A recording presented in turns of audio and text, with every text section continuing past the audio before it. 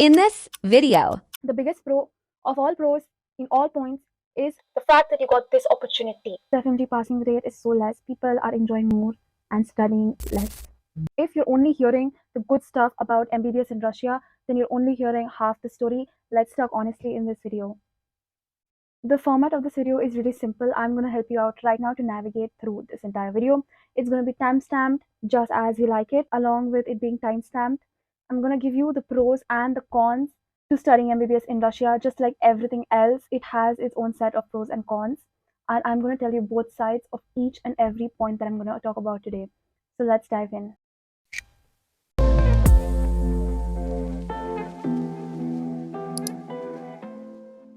Hello guys, welcome back to my channel. This is Alisha Kumar, a final year MBBS student studying in Russia. And I create content to help students make smarter choices about studying medicine abroad. As you've read by the title, this video is a pros and a cons video. It's going to be really informative for you. I'm going to try to make it as short as I possibly can. Longer videos are available on my channel about specific topics and more are coming. So stay tuned. Timestamps are in the description too. So feel free to see only what you want to see. Okay, let's start. So the first point, lifestyle and daily living. Let's start. In every topic, I'm going to start with the pros and then go to the cons. We always start with the positive points, right? So the pros. I'm going to read out from my iPad. I made notes for you guys. It's concise. It's good. First point, affordability. Russia is of course affordable. That is why so many of you are considering it to come here to do your MBBS. Of course, it's more affordable than the private colleges in India. And as I've also understood, most of our budgets, even my budget, wasn't allowing me to go to, of course, countries with better education services, for example, like the United States or maybe other countries. So let's talk about affordability. Firstly, it is affordable, the food, the rent, the transportation, it is affordable. As you guys, if you have watched my previous videos, I have mentioned that I right now I live in an apartment and I actually pay rent. I cook my own food, so I buy groceries myself. I can cover this in depth, but let me just tell you, in short, it is affordable. Okay, it is affordable. You can absolutely afford it in your budget. Next point, independence and personal growth of living abroad. Guys, when you are living with your parents in India, your personal growth is always limited. Your all your decisions, your parents help you with it. Okay, every decision you make, you have somebody to guide you about it.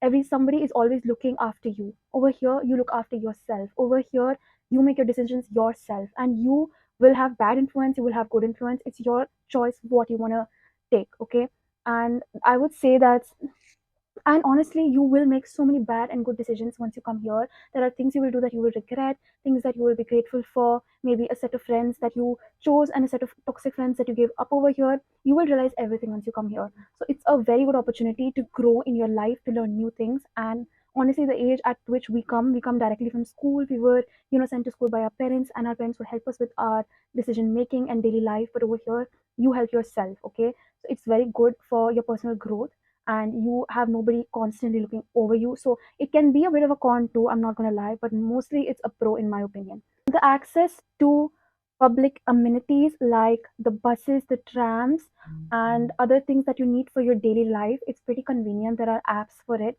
There are apps you can check कि मेरी bus कब आ रही है.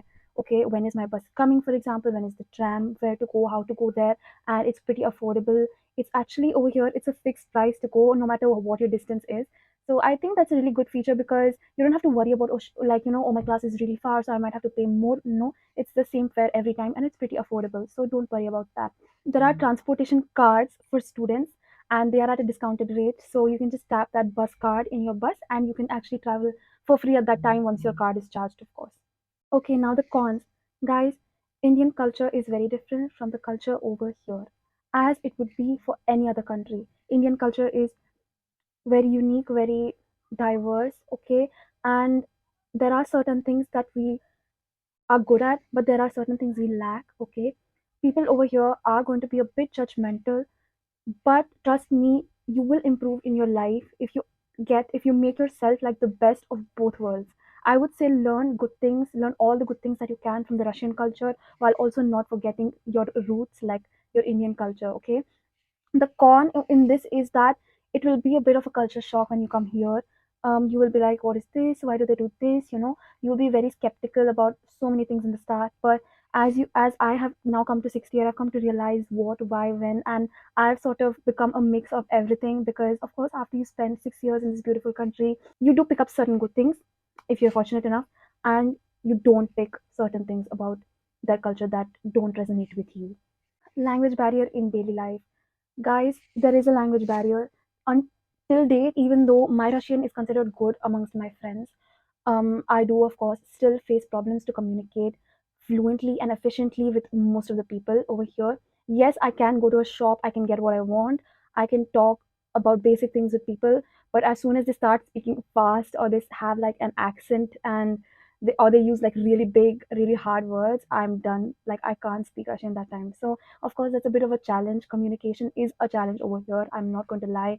You will not have good enough Russian until 6th year, most likely to be able to communicate very freely and fluently with people over here. Okay, you will be taught enough Russian to survive, but yes, there's a difference between surviving and living. You will never be able to just coexist and merge in with the people over here. You will stand out, and you will never be able to speak Russian as well as these people do, of course. Now, talking about the food options that I mentioned in the pros as a budget friendly place, let me tell you the major con. Guys, there are no vegetables here. There are a few, but I just count them as no vegetables compared to India, okay? Compared to India, it's actually close to no vegetables. Certain vegetables are imported and they're so expensive you can barely afford it. This is a major problem as most of us are used to having our sabzi with our dal or are just used to having so many vegetables, so many variety of vegetables, guys. It's not like that over here. You will, I mean, the only affordable vegetables over here are literally, I can count on my fingers, potatoes, onions, and carrots and cabbage. I might be missing one or two, but literally like five to six. That's it. And the very basic vegetables, not the healthy ones that we have in India. Like, sab kuch aapko, you will have to have frozen vegetables and survive on frozen vegetables. I'm so sorry if that's not for you, but that is the reality. Not many things grow over here. At least where I stay, my particular city, it's like gets very cold in the winter. I don't think the climate is good for farming as such. So not a lot of things grow here, and usually the things are imported and it's very expensive to buy even normal vegetables. Sometimes we do buy it, but it's not worth it. So vegetarians, beware. Okay, it's going to be hard, but you will find a way. There are, of course, vegetarian students surviving here, they're thriving. Maybe, just maybe, you can convert into a non vegetarian. Maybe. I didn't say so, okay? I'm not saying anything. Maybe you can. If you're comfortable, if your parents allow it, if your religion allows it, maybe you can. It would help you meet all your nutritional requirements over here. There's a reason most of the Russians are non vegetarians. The kind of climate that is there and the kind of food options that are available. Even at restaurants, you will find a non-veg menu, like a very non-veg dominated menu. Okay, so it will be helpful for you over here if you want to lead a good life over here. Second point, the education system and the curriculum. Okay, guys, let's start off with the pros. We're going not so strong. You get to do MBBS. Some of us are not grateful as human beings. Okay, I am grateful. I swear, if you ask me ever, you can DM me if you're my friend. I will tell you this. Really, I can tell you like 20,000 cons right now. There are so many cons, just like there are cons for every single thing. I can tell you cons about my school in Bangalore, okay? More cons than pros. It's just the way our mind works. But why do we forget the biggest pro ever? And that is that we got the opportunity to do the course that we wanted when we weren't able to do it in our home country. Seriously, it is such a big pro. It is, in fact, the entire point, guys. You are watching this video because you're not here yet and you want to know the pros and cons. I absolutely applaud you. The fact that you're doing this much research means that you are looking for the best quality of education, or if not the best, you're looking for good quality education. You're looking for a scam free way to come here, and that's great. That's great for you. But let me just tell you, never take opportunities for granted. Honestly, when if you didn't have this opportunity to go abroad to do MBBS, what would you be doing? Let me tell you about myself. I would have been doing engineering in Bangalore.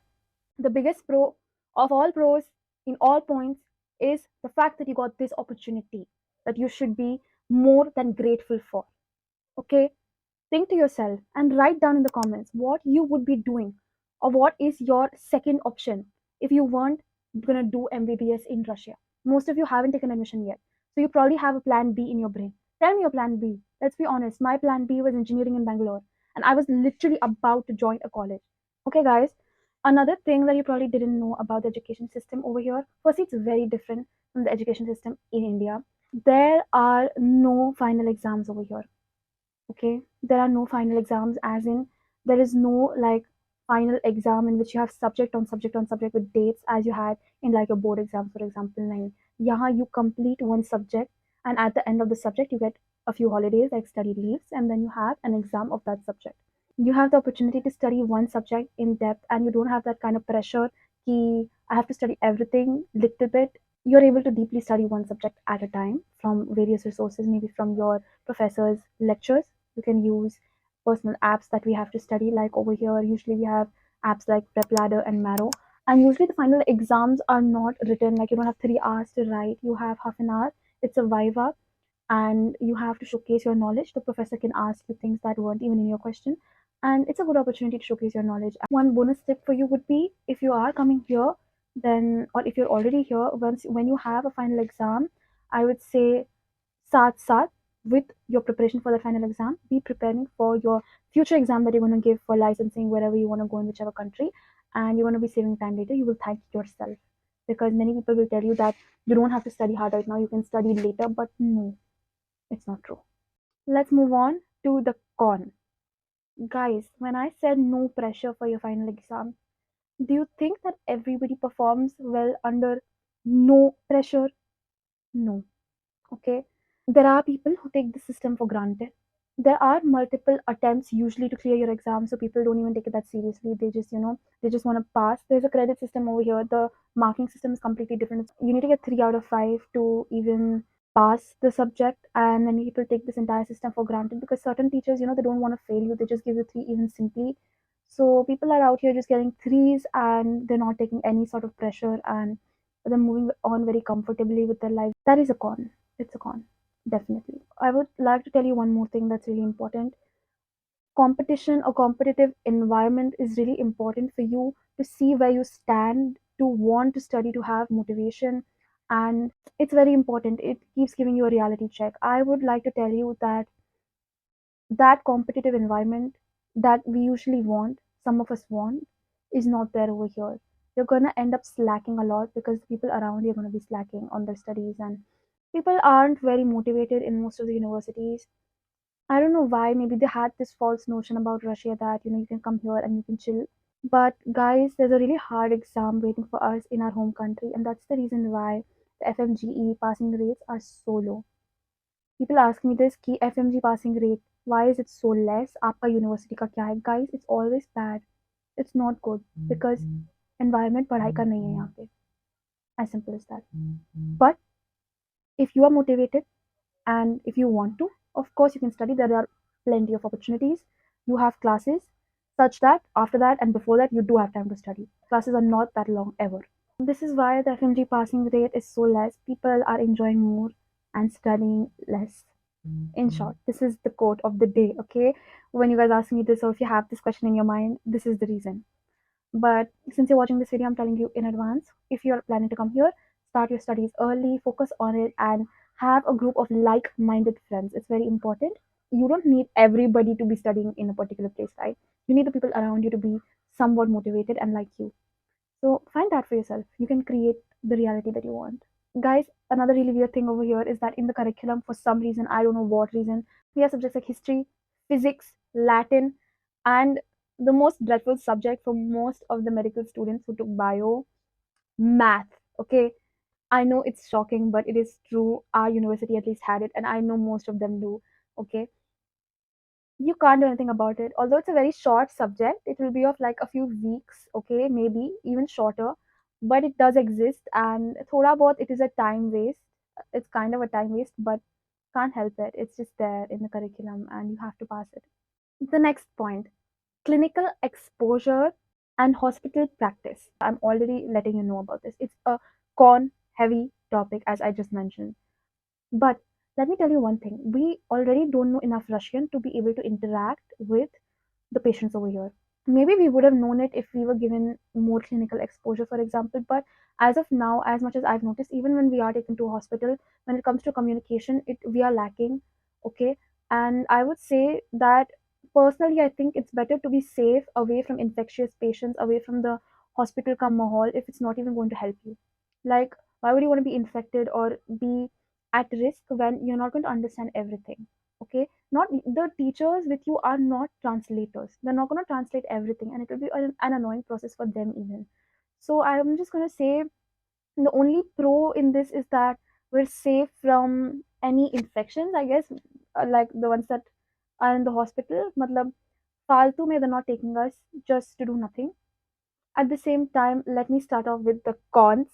Guys, I was barely able to complete that pro, okay? The con, this is a very big con, one of the biggest con in my opinion. Guys, this is why even FMGs are looked down upon by IMGs or by anybody. When they hear that you have done your MBBS from Russia, they know that we lack that clinical exposure, clinical skills, we lack it, okay?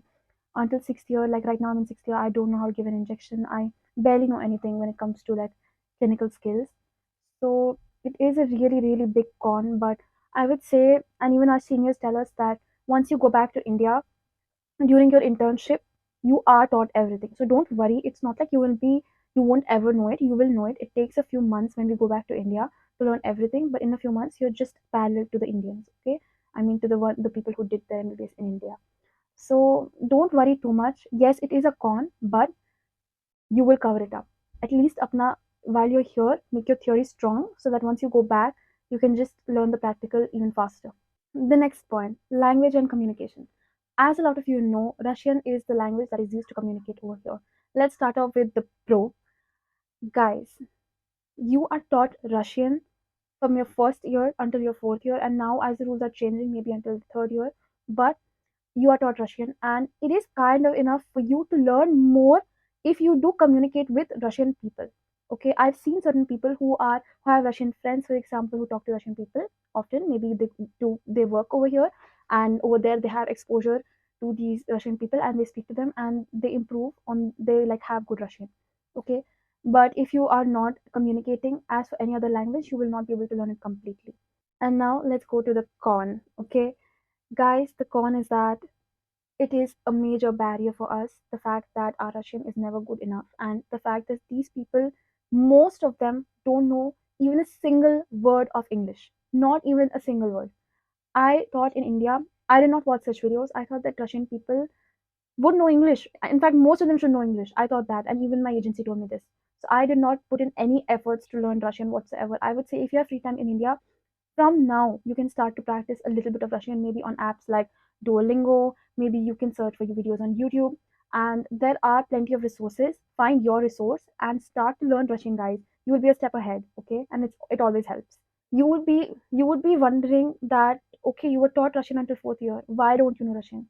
Guys, they focus so much on the hard grammar of Russian and less on the communication part of it. Okay, I'm not going to blame the curriculum. Of course, grammar is important, and they've designed it in the best for us, but it was not enough. It isn't enough. That's it. That's what I'm going to say. If you want to learn more, if you want to be able to communicate with the people over here fluently, you have to do more by yourself. Learning Russian over here will not only help you talk to people around you, it will also help you in the hospitals. Once we do, yes, we do get a bit of clinical exposure. So when we do get exposure, you will be able to interact with patients and talk to patients as well, and that will really help you. Okay, hurry up. Let's go to the last point for this video. There is a part two, so stay tuned. Recognition and licensing. Guys, you don't want to be stuck here. You want to go back to your home country or to other countries to practice, right? So there is a pro and a con to this too.